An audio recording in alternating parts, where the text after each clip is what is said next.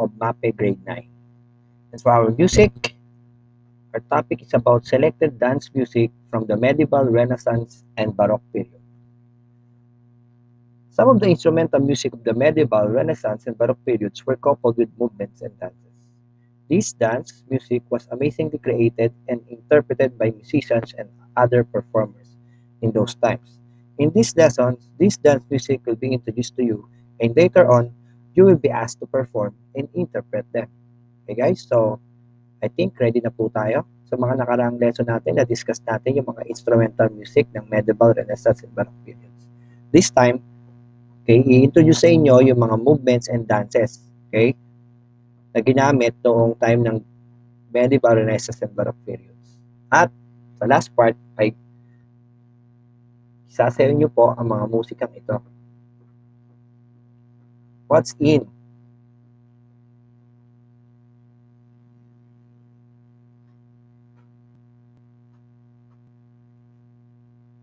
Before we proceed to the dance music of the medieval, Renaissance, and Baroque period, let us first review the important terms from Module 6. Give the words or phrases that you can recall from the three vocal music below, and write your answers on your activity notebook. Okay, so bago tayo dun sa ating proper lesson, review muna tayo. Okay? So, ano yung mga vocal music na natutunan natin nakaraan? Okay? So, isulat nyo yung tatlong vocal music na napag-aralan natin, okay, ng medieval, Renaissance, and Baroque period. Tapos, kung ano yung natutunan nyo sa kanila. Okay? You can pause this video habang sinasagutan nyo yan. Okay? Next, let's proceed to our new lesson. What's new? If you are asked to create a set of movements of medieval, Renaissance, or Baroque music, how do you think will the movements look like? So this is an example of a dance ng panahon ng medieval, Renaissance, or Baroque period. So here's the link para mas ma-search ninyo yung example ng ganyan mga steps. Okay? So this is an example of Baroque dance suits and the concerto. So ano nga ba itong mga to guys? Pag-usapan na natin. So in this part, we will discuss briefly the selected dance music from the medieval, Renaissance, and Baroque periods for you to be guided on how to execute and perform it. Okay? So malalaman nyo na ngayon kung ano yung mga selected dance music na pag-aaralan natin. So selected dance music from the medieval, Renaissance, and Baroque periods. Number 1 is the Stampy. Ano ba itong Stampy na to?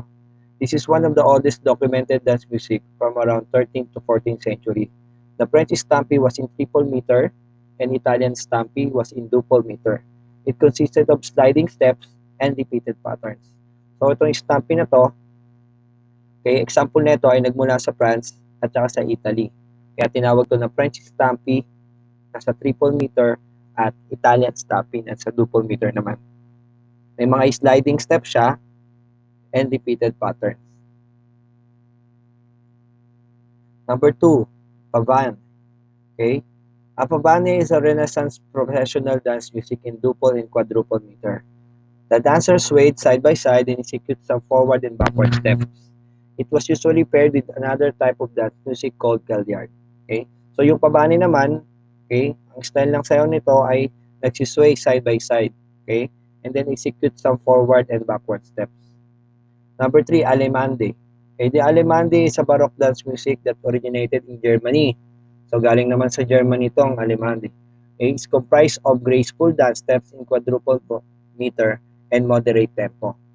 Okay, number 4, yung Bourrée. This is a fast dance music in duple meter that originated in France. Nagmula to sa France itong Bourrée na to. The dancer executes skipping step that was usually accentuated by the wooden plugs attached to their feet. So may nilalagay na wooden plug sa paa nila. Okay? And then kailangan nila mag-skip ng step. Okay? Number 5, yung Quarante. Okay? So Quarante is a court dance music in triple meter and moderate tempo. It originated in France in the late 16th century. Itong Quarante naman na to, okay, isa siyang sayaw ng panliligaw. Okay?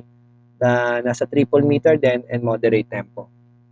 Right? So that is the 5 selected musical dance of medieval, Renaissance, and Baroque period. So let's go to performance of selected dance music from medieval, Renaissance, and Baroque period. So to guide you on your performance of selected dance music from the medieval, Renaissance, and Baroque periods, YouTube links are included here for you to watch and observe the varied interpretation made by performers. Try to follow the movements and steps. After watching the videos, write your observation from the dance music. So, nandito yung mga link. Okay?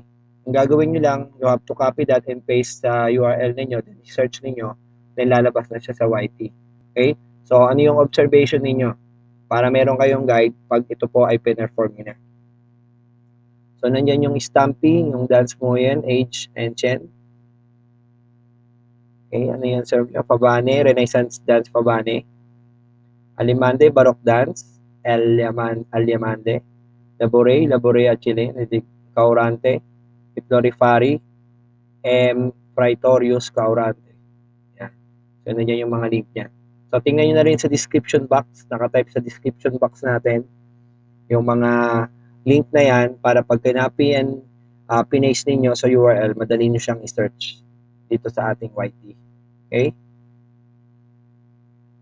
So what I have learned, so this fill in the missing term in this sentence. You write your answer only in your notebook from 1 to 5. So the barre is a fast dance music in blank meter that originated in France. Number 2, Alimandande comprised of graceful dance step in quadruple meter and blank tempo. Number 3, one of the oldest documented dance music from around the 13th to 14th century is blank. And 4, the Corante originated in blank in the late 16th century. And number 5, the pabane was usually paired with another type of dance music called pabane. Okay? So let's go to your performance task. So what I can do. What's the interpretation of the medieval, Renaissance, and Baroque dance music that you watch? Okay? Choose a dance music that you think you can perform. You may follow the basic movements or create your own movement. Since the dance requires a partner, choose a family member or anyone in your house as your partner. Record your performance and send it to your teacher. Okay? So, hindi tayo face-to-face guys. So, sa loob lang ng bahay nyo ito gagawin. So, you have to get a partner. Okay? Kailangan may partner ito. So, pwede nyo may partner si kuya nyo, si ate nyo, si father nyo, si mother nyo. Okay? And then, syempre, i-rate nyo rin yung performance ninyo. Yan. Ito yung mga criteria natin. Synchronization, timing, execution of movements, overall impact. Okay? Then, see our Google Classroom for more instructions sa gagawin nyo dito. Okay? May papagawa pa akong iba para makita ko kung paano nyo to ginawa. Okay? So, here is the assessment. Yung assessment natin, pakipuntahan na lang po sa ating Google Classroom at nilagay natin to sa Google Forms. So, for the additional activities, list down the dance music created by Johann Sebastian Bach and George Frederick Handel. Write your findings on a sheet of paper and include your preference. So, assignment nyo to, ano yung mga dance music na ginawa ni Bach, Handel. Okay? At saan yung reference na kuha. And for our art lesson, ang title ng art lesson natin is use of different media techniques to communicate the ideas, experience, and characteristics of Western and classical art tradition. Okay? So, if you have questions, you can ask me in our group chat or in our FB. Okay? So again, this is Teacher Jaylu, always saying this is new normal education. Kung kaya nila, ay kaya mo rin. Ating alamin ay manalangin sa ikabubuti natin. Bye-bye!